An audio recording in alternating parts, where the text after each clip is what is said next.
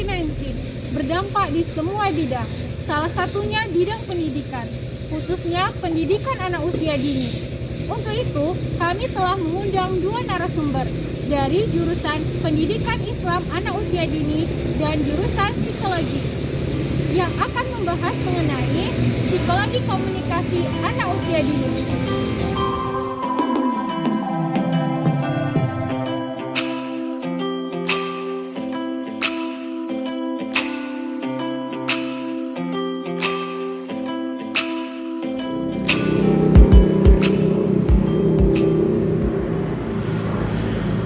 Assalamualaikum warahmatullahi wabarakatuh.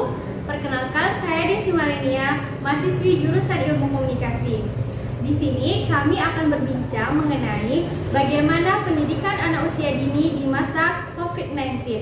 Di sini telah bergabung bersama saya dua rekan saya, Mardia Angelina dari Pendidikan Anak Usia Dini dan Lola Pitaloka dari jurusan Psikologi.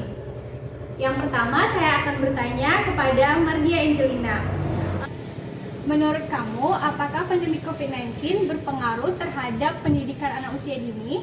Menurut saya jelas berpengaruh karena bisa kita ketahui bahwa pendidikan sebelum masa COVID ada yaitu dengan offline atau tatap muka, yang mana interaksi antara guru dan murid itu sangat intens. Sedangkan pada masa COVID-19 ini semuanya serba online ataupun menggunakan gadget. Jadi sistem pendidikannya pun berubah. Pada kita ketahui juga pada zona merah itu sistem pendidikannya itu mungkin daring kan, ataupun online, belajar dari rumah menggunakan gadget gitu. Sedangkan untuk zona hijau bisa dengan sistem bisa dengan online ataupun ada juga yang itu sesuai dengan kebijakannya bukan pemerintah. Tapi kalau khusus pendidikan anak usia dini itu kebijakan dari yayasannya sendiri. Bisa mungkin menggunakan Visit ya, atau pembelajaran yang mana gurunya datang ke rumah anak muridnya yang terjangkau, dan nanti anak muridnya yang berdekatan bisa belajar bergabung bersama begitu. Jadi kesimpulannya, pendidikan anak usia dini sangat berpengaruh pada masa pandemi COVID-19 ini kan? Selanjutnya kita akan dengarkan bagaimana pandangan secara psikologis tentang pembelajaran di rumah atau daring terhadap psikologis anak usia dini. Kita akan bertanya kepada Lola Pitaloka, mahasiswi psikologi. Bagaimana menurut kamu? Menurut pandangan saya tentang pembelajaran daring atau pembelajaran online ini, apakah ada pengaruh atau tidaknya? Menurut saya ada, karena di dalam pertama kali sekolah, anak-anak itu yang awalnya offline, tiba-tiba dengan adanya pandemi COVID-19 ini berubah menjadi online, dan anak-anak yang awalnya mulai terbiasa tatap muka langsung dan tiba-tiba online dan tidak bisa bertatap muka langsung, maka beradaptasi itu sangat susah bagi anak-anak yang sudah terbiasa dengan offline. Jadi itu sangat berpengaruh sih menurut saya terhadap diri anak sendiri dan pendidikannya. Jadi kesimpulannya, anak-anak harus beradaptasi kembali tentang bagaimana proses belajar mengajar yang serba online saat ini. Selanjutnya kita akan membahas mengenai bagaimana peran orang tua dalam mendampingi anak. Menurut kamu, bagaimana idealnya peran orang tua dalam mendampingi proses belajar mengajar anak selama pandemi COVID-19 ini? Menurut saya, idealnya peran orang tua dalam mendampingi anak belajar dan mengajar itu, orang tua harus tahu dulu sistem pendidikan, sistem belajarnya bagaimana.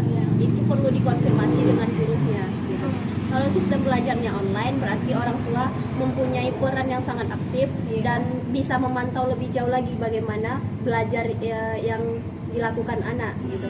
Sedangkan misalnya jika anak usia dini itu belajarnya offline tapi hanya menggunakan berapa jam saja, itu pun harus tahu oleh orang tuanya berapa jam anak belajar di sekolah, apa saja yang harus dibawa anak ke sekolah, misalnya menggunakan masker, hand sanitizer, dan lain sebagainya. Jadi perlunya komunikasi yang aktif dari antara orang tua dengan Dan guru. guru. Gitu.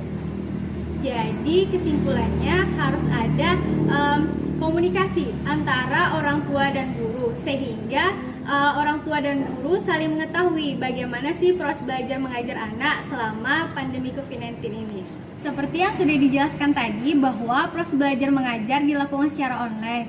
Jadi sekarang ini karena proses belajar mengajar dilaksanakan secara online, banyak anak-anak yang mungkin merasakan stres. Jadi menurut Lola, apakah anak rawan stres saat masa pandemi ini?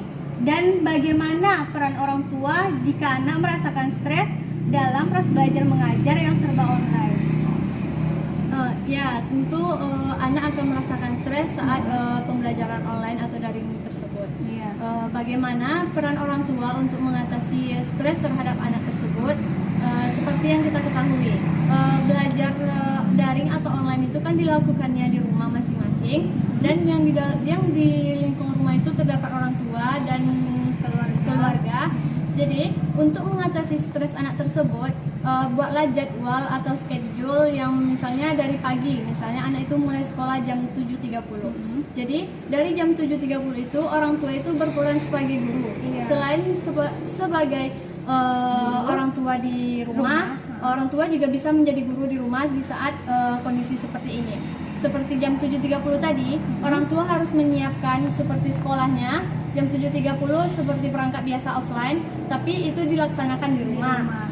Jadi orang tua itu yang mengajar anaknya, misalnya jam 7.30 mulai masuk, misalnya istirahat jam 9, dan anak itu harus istirahat juga. Jadi nanti disambung lagi dengan jam setengah 10 misalnya, orang tua pun mengajar seperti guru, dikasih istirahat, dan waktunya pulang, anak itu harus dipulangkan, bukan dipulangkan maksudnya selesai belajar di rumah. Jadi untuk mengurangi stres anak tersebut seperti itu. Setelah jam pelajaran, orang tua selain menjadi orang tua, selain menjadi guru, dan bisa juga menjadi teman atau sahabat si anak, agar anak itu tidak merasakan stres di saat masa pandemi seperti ini. Jadi intinya kita sebagai orang tua harus memiliki berbagai macam peran. Jadi tergantung kepada orang tua. Agar anak itu tidak stres, kita harus menjadi sebagai orang tua tentu saja, kemudian menjadi guru dan menjadi sahabat juga. Mengingat kondisi yang saat ini, kita lebih banyak melakukan aktivitas di dalam rumah sehingga kita jarang berinteraksi dengan masyarakat luar. Begitu juga dengan anak. Kemudian bagaimana menurut kamu tentang anak yang lebih banyak menghabiskan waktu di rumah sehingga kita mengkhawatirkan anak tersebut menjadi antisosial? Menurut saya, agar anak tidak menjadi antisosial atau ansos, terutama kan di masa pandemi sekarang ini, tidak diperbolehkan untuk keluar rumah atau bersosialisasi dengan lingkungan sekitar, tidak dilarang. Untuk anak agar tidak menjadi antisosial, yang peran penting di saat kondisi pandemi COVID ini, yaitu adalah orang tua lagi. Orang tua itu harus bisa membangun relasi di dalam rumah. Kan di dalam rumah itu terdiri dari bukan dari dua orang atau apa. Jadi di dalam rumah itu terdiri bisa ada kakaknya, ada adiknya atau abangnya. Jadi di dalam rumah itu bisa terdiri dari 5 orang. Jadi dari 5 orang itu kita bisa belajar sosial dari 5 orang tersebut. Tidak menyendiri di kamar masing-masing. Jadi ada waktu-waktu tertentu untuk berkumpul bersama-sama di ruang keluarga atau di depan TV juga bisa.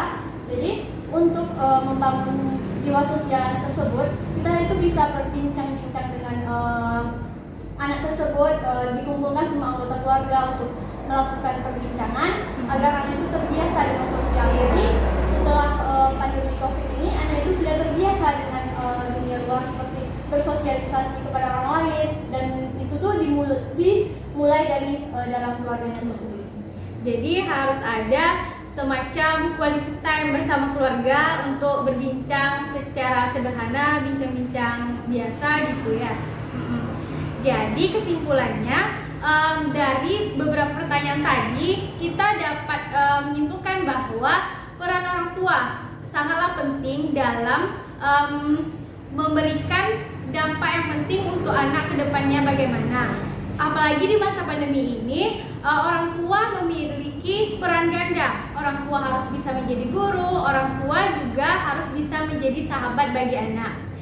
Baiklah, telah kita dengarkan bersama pendapat dari mahasiswi pendidikan Islam anak usia dini dan mahasiswi psikologi tentang bagaimana pandemi COVID-19 berdampak terhadap pendidikan anak usia dini. Terima kasih telah menyaksikan bincang-bincang kami. Saya Desi Malenia, mohon undur diri. Wassalamualaikum warahmatullahi wabarakatuh.